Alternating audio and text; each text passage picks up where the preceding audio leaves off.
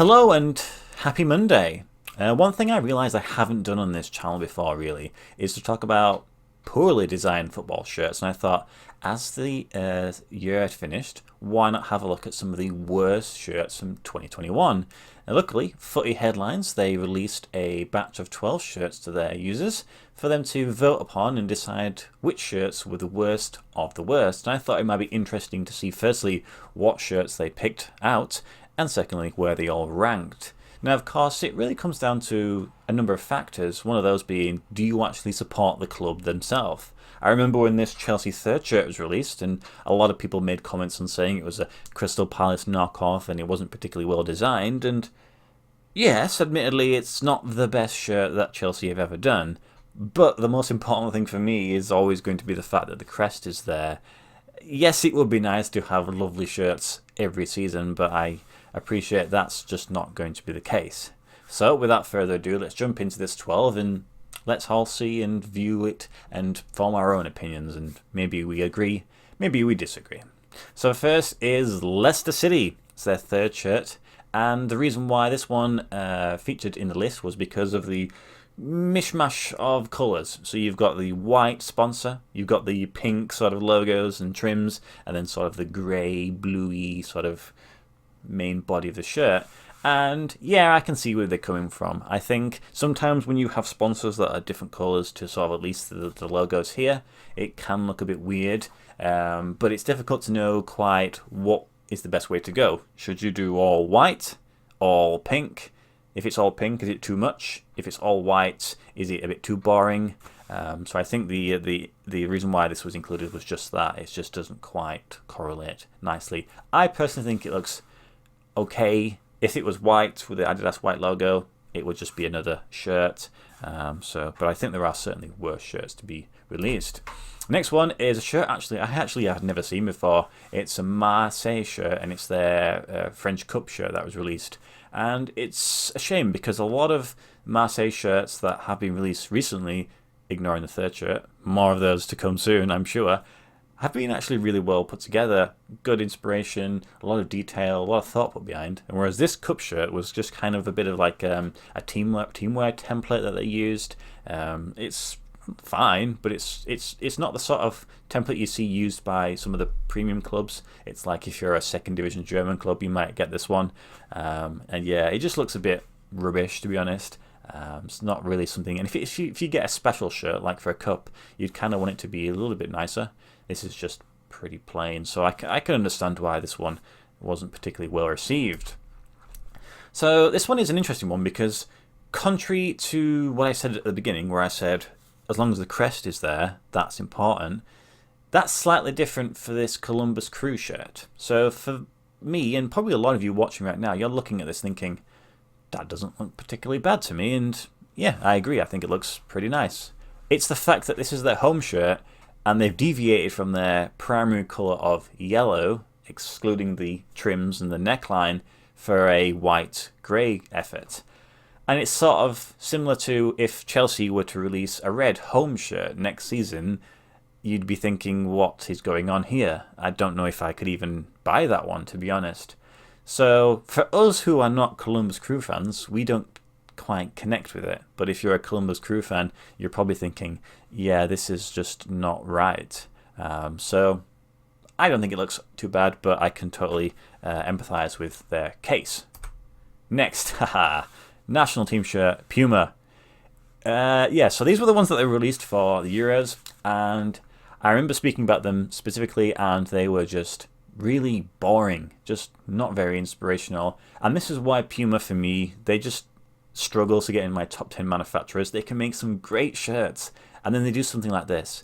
And yes, I can appreciate they're trying to think outside the box and sort of do something new. And you should think like that, but Puma seems to always get it wrong. It's really bad. And what's even worse is that this was like the trailer for what was coming later on down the line for the clubs, which I'm sure will feature in this list for sure. It's just boring. It doesn't inspire. I don't really care for national team shirts anyway, but this one is just, yeah, all of them they've released are all effectively the same, just different crests. Just rubbish. Okay, next one is interesting. Wycombe Wanderers. Gold. Well, gold is usually the gold standard. If you put gold on a football shirt, it kind of works.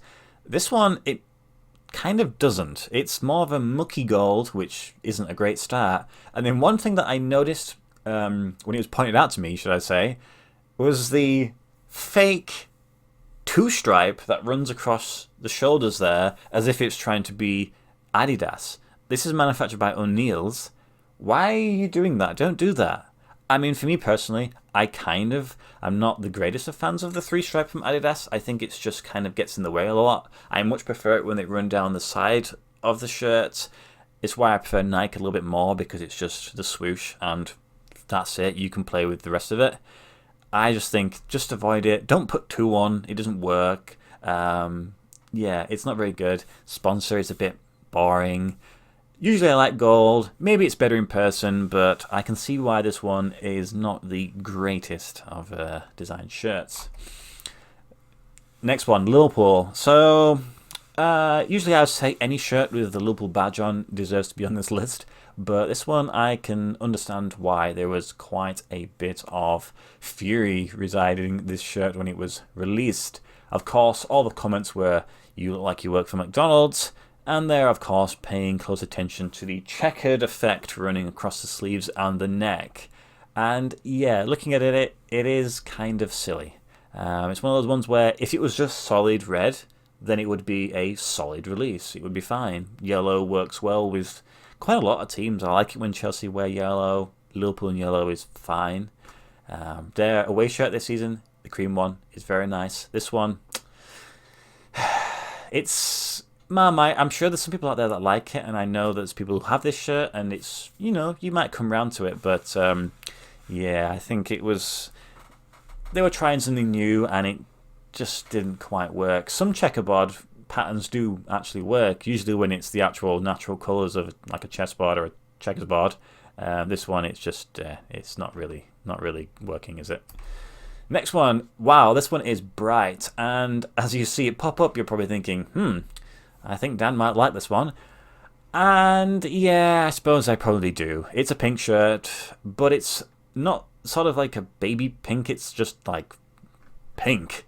I can see why people think it's just too much. It's like overexposed, it's just everything's going on. The sponsors and the crest, they're all just like, all sort of molded into one. You've got this design going across the shoulders there.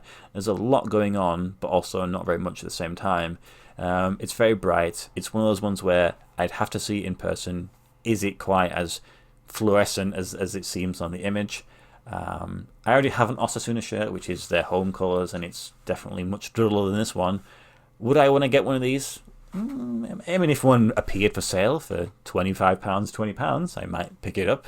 But I can see why some people who don't necessarily care for the pink shirts would think that this is just an absolute abomination.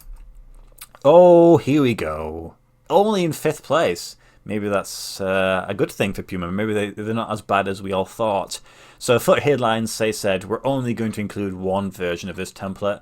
Otherwise, probably the entire top 12 would be filled up with their examples. And they've gone with Man City. It could have been the Borussia Dortmund. It could have been Marseille. It could have been anything. Though I must admit, I don't quite mind the Independiente shirt. That one's not too bad. But this one, it's Man City. I think it's because it is Man City, so they don't usually release terrible shirts. They're usually quite decent, and I think the away shirt from this season's not too bad. It just doesn't work. It's the crest, the crest not being where it usually is. It's sort of inside the body of the shirt. The unnecessary Man City there. It's just the national team shirt on steroids. Yes, the national team shirt one I claim is boring. This one is just... it's too much. It just doesn't work. Hopefully they just stop doing these sort of things. I've seen it in person. It doesn't make it any better. So yeah, it's a bit of a misstep, and I can see why it's on this list. Next, we have the Barcelona shirt, and yeah, it is really just not very good. It's meant to be inspired by the crest. So of course you've got like the bottom bit there, the next quadrant there, and then the sort of cross going on here. It just doesn't work. I don't understand these thinner horizontals here going on here, because it's not even like it's part of the crest. They're just... I don't think it's just too much. I think they just tried to over-design this one. It's yeah, Barcelona. It's standard, isn't it? Just the verticals, and then occasionally sort of a horizontal. It's yeah. Don't mess with the classic. Sometimes it can work, but this one very boring. The third shirt is probably a better home shirt than the home shirt is. I just feel like this is going to be forgotten about in a few seasons' time, and then yeah, say in 3 years you look back and go, oh yeah, I remember that one. Wasn't very good, was it? So yeah, I'm not surprised to see it finishing in fourth. Okay then, so we have a Napoli shirt. Considering how many shirts they've released over the last year, it was probably odds on they were going to feature somewhere. And they've gone with the Maradona white version, though they've released two other colours of this particular design. And yeah, I understand. So for me, Maradona is a generation or maybe two generations before I got into football. So I never got to see the World Cups, the championships, the mesmerising displays of just insane levels of football. I don't have that. So all I have is the cheating, the substance abuse, the domestic violence, and stuff like that. So it's kind of weird for me to see him on a shirt and to be constantly praised. It's like, doesn't seem like he's the sort of person you'd want to be promoting too readily. I appreciate, of course, that he passed away recently, but the fourth shirt they released last year was a much better design, I believe. The nice Argentina colours, very, very nice. I think they're kind of, I don't know, he's milking it a bit, but it seems too much, and it's weird with the design. It looks okay, but it's also strange. Can you imagine like Chelsea in, I don't know, 40, 50 years time with the Drogba face on the front? Like, be a bit weird for me. I don't know if I would even do that. So yeah, I think the fact that they've released, was it 10 shirts or something to that effect, they're just taking the mick there. I already think that 4 shirts is pushing it way too far. Some teams don't even have third shirts. They have just home and away. So yeah, I'm not surprised to see it on the list. The runner-up, Spurs shirts, because of the badge, that's all. No, it is because of the design as well. And I think Spurs fans, don't know any Spurs fans, luckily. It's probably one of those ones where they think, actually, it's not too bad. And if I was a Chelsea fan and they did release this design, I'd be like, okay then, fine, I'll wear it. But for us, well, I'm not neutral, but for other fans, they might be thinking, yeah, it's just not very good. And of course, you compare it with the away shirt as well, which is similarly designed, just sort of doesn't really follow any particular football style. You think, not really sure what was going on in those sort of meetings. This one, yeah, I think it's the colour combination as well, the purple and sort of the green, blue, aqua, whatever you want to call that. Yeah, it's just a bit too much. I think because they have 2 shirts that are just too full on, one of them, it's just not going to work. But what is number 1? What shirt are you thinking about right now that you haven't seen yet and you think, please put this on there? Well, it is. It's the Juventus shirt. It's the third shirt. It's the shirt that really doesn't seem to mean anything, to be honest. And I may or may not surprise you in saying this, that I don't think it's that bad. I think it's not great, but I don't think it's that bad.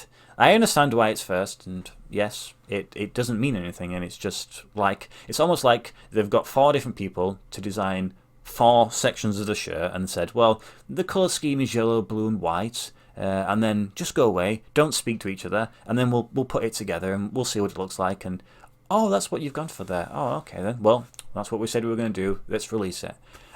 It's not great, but I'm tempted by that, because sometimes the shirts that really stand out for the wrong reasons, you kind of want those in your collection, because it's like, it's a talking point. You can go, oh, this was the Juventus shirt that they released that was universally hated. It doesn't make you think of Juventus, but yeah, it's really just weird, interesting. I've seen it in person, and it's fine. It's fine. It deserves to be on the list, but I wouldn't shy away from buying it. I need to decide, do I want to buy it now when it's available?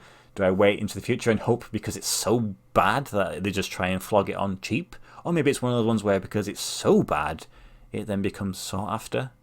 I don't know. Who knows? Anyway, that's it. Those are the 12. Those are the shirts that were ranked in that particular order. Let me know what you think. Is there any shirts there that you think don't deserve to be on that list? Is there any shirts on there that should have been on the list? I mean, there's hundreds and hundreds that get released, thousands. It's difficult for everybody to know every shirt that exists in the world, but I think that's a good selection. Some of them I would buy, some of them just need to disappear into the history of football shirts and never be allowed out. But that's it. Hope you all have a good week ahead. We've seen some terrible shirts. I fingers crossed that the next video is going to have an amazing shirt. I'm sure it definitely will do. Anyway, thank you guys for watching as always. I'll see you in the next video.